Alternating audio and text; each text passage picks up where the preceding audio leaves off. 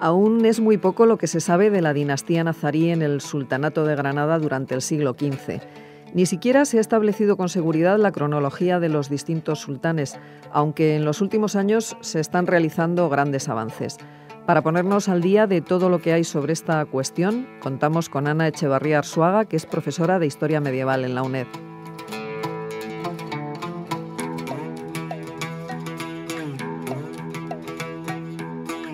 Hola Ana, ¿qué tal? Bienvenida a Sin Distancias. Hola, ¿qué tal? Bueno, para hablar sobre el Sultanato de Granada o el Reino de Granada, porque de las dos formas puede llamarse, ¿no? En el siglo XV, yo creo que lo que nos suena a todos de esta historia es prácticamente el final, ¿no? El relato ese de la salida de Boabdil el Chico, dejando Granada, yendo al destierro. La famosa frase que le dice su madre de llora como mujer lo que no ha sabido defender como hombre, que no sé si es cierta o es un rumor. Y sin embargo, claro, me imagino que un reino no se pierde de un día para otro. Todo esto es un proceso mucho más largo, ¿no, Ana? Sí, es un proceso bastante largo. De hecho, empieza prácticamente desde el siglo XIII, por decir la parte final. O sea que es un proceso muy largo.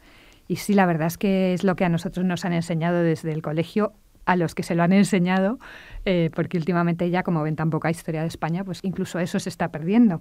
Pero es una parte muy chiquitita lo que se nos queda, que procede más que nada de las crónicas del siglo XV y de las novelas, curiosamente, del siglo XVI. Y por eso pues tenemos también las frases estereotipadas, que luego en realidad pues no sabemos, claro, evidentemente si llegaron a decirse. Lo que sí que es verdad es que transparentan o translucen la verdad histórica, en el sentido de que la sultana, Aisha, es una de las mujeres muy fuertes de los últimos tiempos del sultanato nazarí. Y en ese aspecto, pues aunque sea una frase que a lo mejor no podemos decir que sea histórica, sí que es verdad que es una frase reveladora de lo que se estaba produciendo en ese momento. La política esta de sustituir a los sultanes granadinos se viene practicando, pues eso, prácticamente desde el siglo XIII, más en el XIV y más en el XV, por parte de los reyes de Castilla, con lo cual tenemos una larga trayectoria. Pues en algunos casos se piensa conquistar y en otros no, solo intervenir. Realmente es una historia muy compleja, ¿no? Los historiadores os habéis enfrentado al problema de poder hacer una relación de los distintos sultanes que se han ido sucediendo, ¿no? ¿A qué es debido este problema? Pues en parte a la desaparición de las fuentes. Hemos tenido muy pocas fuentes árabes para poder consultar. Las fuentes castellanas contaban un poco lo que querían, luego muchas han llegado en forma de sumarios, no hay crónicas de la dinastía, pues por ejemplo en la Corona de Castilla, para esa misma época, en el reinado de Juan II, hay prácticamente 4 crónicas diferentes que podemos seguir para el mismo reinado. En el de Enrique IV otras tantas, para Isabel la Católica hay unos escritos importantísimos y en cambio para la dinastía nazarí todo eso se ha perdido. Probablemente tenían sus propios biógrafos o historiadores de corte, pero los manuscritos no se han conservado. Y luego, debido a la velocidad con la que se sucedían los sultanes, también era un poco difícil, porque los que escribían a favor de un sultán, el siguiente sultán ya no los quería. Entonces tampoco sé muy bien ni quiénes eran los pobres que podían escribir esta historia, ni cómo nos iba a llegar. También se ha perdido muchísima documentación. Y entonces, pues, los esfuerzos ímprobos que se empezaron a hacer a principios del siglo XX, sobre todo finales del XIX, pero sobre todo principios del XX, nos han ido dando, primero, publicación de documentos, pero a un ritmo muy, muy lento, y luego también muchos archivos estaban sin clasificar. Y los documentos árabes, como no había especialistas en árabe entre los bibliotecarios que estaban trabajando en los archivos, pues se ha tardado mucho en ver qué había realmente en cada uno. Ahora mismo tenemos muchísima gente trabajando sobre el terreno en los archivos de las distintas administraciones, sean universitarios, archivos nacionales, archivos locales, y se está sacando muchísima documentación que está permitiendo pues, contrastar, para empezar, unos datos y otros, y luego rescatar un montón de material con el que no se contaba antes. Antes has dicho que los sultanes se sucedían muy rápidamente unos a otros. ¿Qué pasaba? ¿El sistema político no era el mismo que el que existía en los reinos cristianos? Es decir, que a un rey lo sucedía otro cuando moría, ¿no? Aquí, ¿cómo era el sistema? Claro, este es el eterno problema de la sucesión en las familias extensas del Islam. No se presenta solo el problema en Granada. Es un problema que ocurre en todos los países del Islam, que tienen dinastías al tener hijos hasta con 4 mujeres. Claro, se plantea si el que va a valer para ser el sultán es el primero o el de la mujer más poderosa, y si esa mujer más poderosa es más poderosa porque es la favorita del sultán o es la que más apoyos políticos tiene porque es la mejor emparentada con familias poderosas de la élite. Entonces es muy difícil en cada momento decidir, porque a lo mejor de la primera esposa, que es con la que se ha casado el sultán por apoyos, a lo mejor con ella ha tenido 1 o 2 hijos o ha tenido hijas, o en un momento dado no le interesa, digamos, apoyar a esas familias aristocráticas, vamos a llamarlas, y entonces necesita un hijo de otro matrimonio que los tiene, y entonces prefiere dejar la corona a otro. Luego también, en un momento dado, se producen muchos asesinatos políticos. Pero en el 15, sobre todo, en vez de matar a los hermanos, lo que se hace es desterrarlos o encerrarlos en determinadas fortalezas. Salobreña, por ejemplo, que ahora nos parece un pueblecito maravilloso, pues era una de las prisiones favoritas para los hermanos que no iban a ser sultanes. Ya. Lo encerraban allí, el señor se dedicaba a jugar al ajedrez y escribir bonitas cartas, y ahí estaba hasta que de repente fallecía el sultán y se le rescataba de allí porque el hijo no convenía o era menor de edad o cualquier cosa de ese tipo, y entonces pues se decidía que el hermano era mejor. Es un problema bastante importante porque además facilita la desunión de los apoyos políticos de determinadas familias, y como son grupos tribales, también a su vez todos juegan, digamos, a la política de poner y quitar concubinas o mujeres del sultán para luego que sus descendientes, que están vinculados de alguna manera a esa familia, a ese clan, les puedan apoyar. Entonces es un factor muy importante de desestabilización en el Reino de Granada.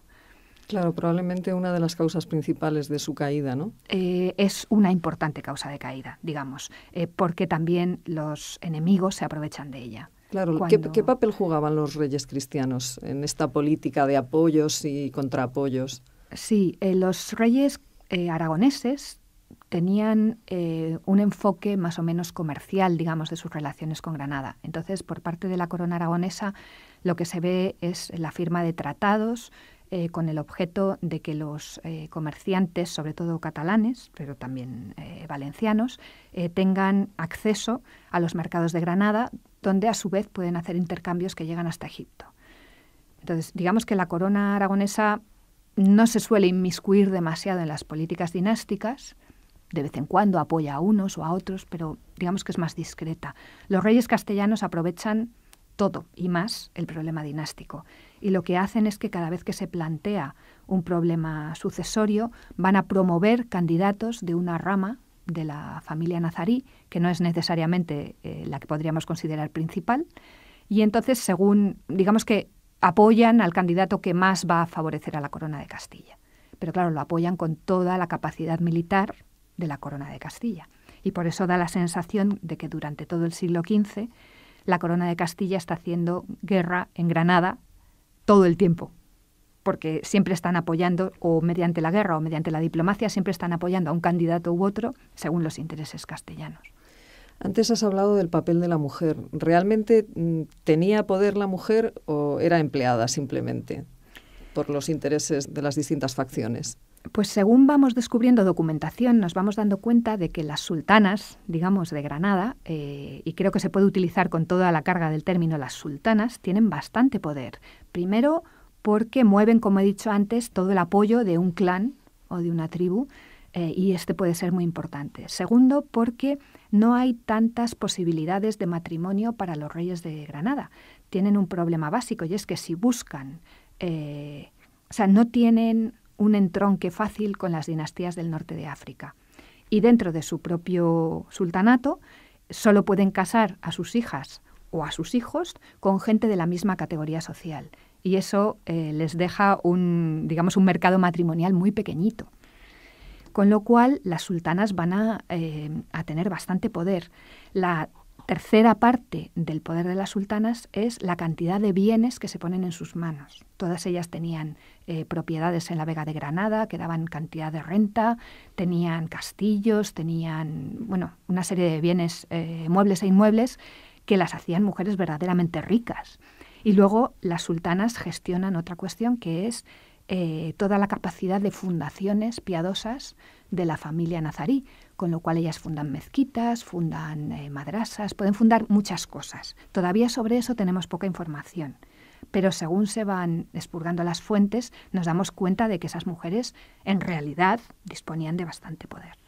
No son esas mujeres que nos parecen del Islam. Sí, que están encerradas en el harén y no se enteran de nada. Efectivamente, no, para nada. Y estas familias importantes, digamos, con las que se pactaba y con las que se negociaba, me ha llamado la atención la familia de los Abencerrajes. ¿Quiénes eran los Abencerrajes? Pues los Abencerrajes, que están muy mitificados en toda la cronística y la novelística del siglo XVI, realmente fueron una de las familias más importantes de Granada en el XV. La primera mitad del XV está explicada básicamente por pactos que hacen los Banu Sarraj con la familia nazarí.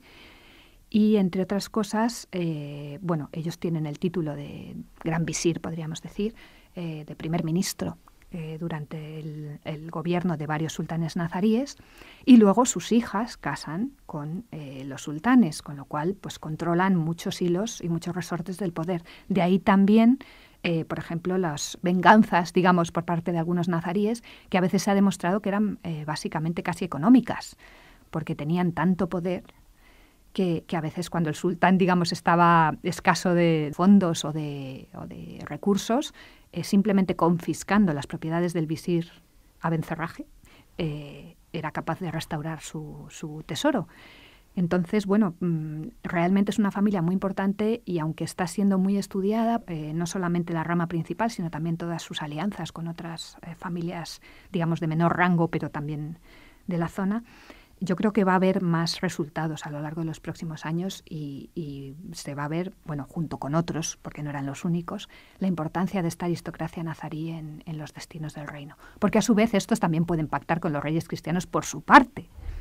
Con lo cual están moviendo ahí también las armas castellanas otra vez y respaldando o no respaldando a los distintos sucesores. Pues quería que me contases también, que nos explicases también una costumbre que creo que había por parte de los reyes cristianos, que era cuando pactaban a lo mejor con alguna de estas familias, llevarse a uno de los hijos a criarlo en sus propios reinos, ¿no? Me imagino que para seguir manteniendo esa influencia, ¿no? Uh-huh. ¿En qué consistía esta costumbre? Bueno, esta costumbre está anclada en la guerra entre musulmanes y cristianos desde tiempo, digamos, prácticamente de la conquista y se hace en los dos sentidos.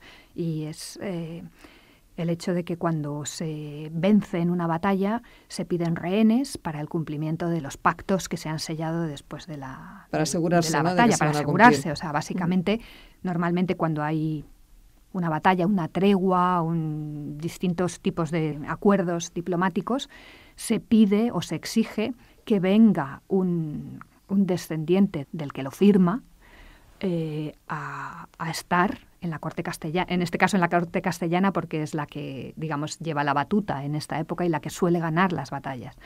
Entonces, normalmente un hijo del sultán va a la corte de Castilla a educarse y de rehén. Básicamente es un rehén, es una garantía de que los pactos se van a cumplir. También se pide la liberación de cautivos sistemáticamente, en fin, se piden una serie de cosas. Son unas estancias muy interesantes porque el príncipe, digamos, va a formarse, va a conocer la lengua, toda la correspondencia que hay entre castellanos y granadinos está traducida al castellano, pero nos consta que esos infantes hablaban castellano. O sea que aprenden la lengua, aprenden las costumbres, aprenden la forma de guerrear y de alguna manera la corte castellana se va a servir de ellos a la hora de promover a candidatos al trono nazarí y también como fuentes de información. O sea, es una mezcla de utilidades, vamos a decir, que desde luego se revela muy fructífera. Boabdil es uno de los ejemplos de este tipo de estancia, digamos, en la corte castellana, puesto que va allí como rehén cuando su padre Muley Hacén tiene que firmar un tratado, pero Muley Hacén lo había sido previamente. Entonces, digamos que es una cosa también que se va haciendo pues desde prácticamente el siglo XIII, es casi acostumbrado. Claro, al final son muchos siglos de convivencia. Son muchos siglos, sí. Bueno, Ana, pues muchísimas gracias por habernos acompañado esta mañana en Sin Distancias. Nada, gracias a vosotros, como siempre.